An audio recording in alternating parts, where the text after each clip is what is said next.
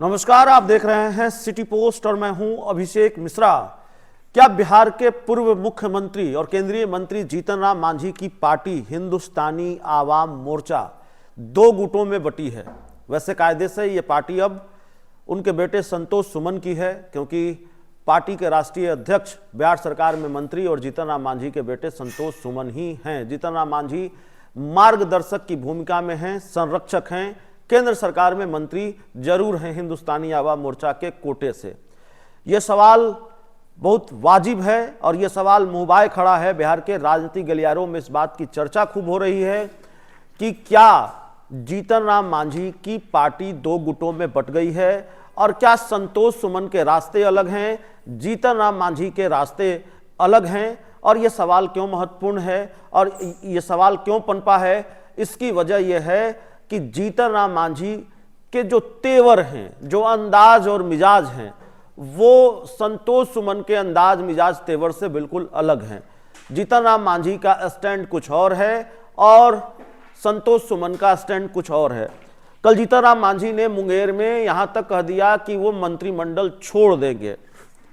मंत्रिमंडल छोड़ देने वाला बयान, और ऐसी स्थिति परिस्थिति में बयान दिया जाए या उसी बयान में ये बात भी कही जाए कि हम 20 सीट पर कम नहीं मानेंगे। लगातार जीतन राम मांझी के द्वारा ये कहा जाए कि हमको झारखंड और दिल्ली में धोखा मिला, हम बिहार में ये नहीं चलने देंगे, और इस बयानों की कड़ी में फिर ये बयान भी जुड़ जाए कि हम मंत्रिमंडल छोड़ देंगे, तो फिर इसके क्या मायने निकाले जाएंगे? इसका मतलब तो यही है कि आप मंत्रिमंडल से इस्तीफा देने की बात कर रहे हैं, कैबिनेट छोड़ने की बात कर रहे हैं, लेकिन उनकी पार्टी की तरफ से बाद में जो सफाई आई है वो भी अपने आप में बहुत दिलचस्प है।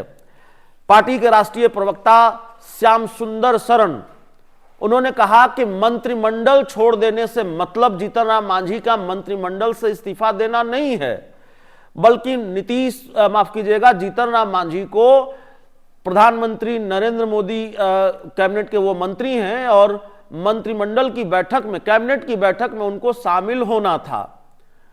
और मुंगेर की सभा में देर हो रही थी, उनको दिल्ली की फ्लाइट पकड़नी थी और उनको पीछे से ये बताया जा रहा था कि भाई कैबिनेट की बैठक है, तो उन्होंने कहा कि हम कैबिनेट छोड़ देंगे।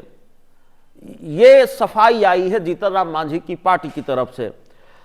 अब ये सफाई हमारे गले से तो नहीं उतरती, जितनी बिहार की राजनीति को हम समझते हैं और जितना जीतन राम मांझी को हम समझते हैं। वैसे आप भी समझते हैं जीतन राम मांझी को, और जीतन राम मांझी जो कह रहे हैं और उसका मतलब जो बताया जा रहा है उनकी पार्टी की तरफ से, वो आपके गले से उतरती है कि नहीं उतरती है। अब जीतन राम मांझी और संतोष सुमन के बयानों में कितना कॉन्ट्रडिक्शन है, कितना विरोधाभास है, या क्यों उनके बयानों से ये लग रहा है कि दोनों अलग अलग रास्ते पर हैं, और क्यों हमने शुरू में कहा कि जीतन राम मांझी और संतोष सुमन क्या अलग अलग राह पर हैं, तो उसकी वानगी आपको इन दोनों के बयानों में देखने को मिलेगी।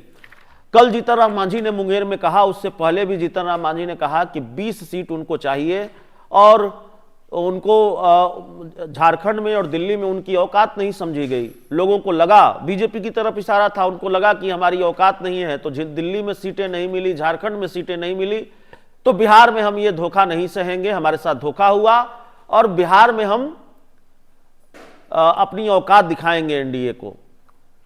उसके तुरंत बाद उनके मंत्री बेटे संतोष सुमन का बयान आता है, वो कहते हैं हमने झारखंड में सीटें मांगी ही नहीं।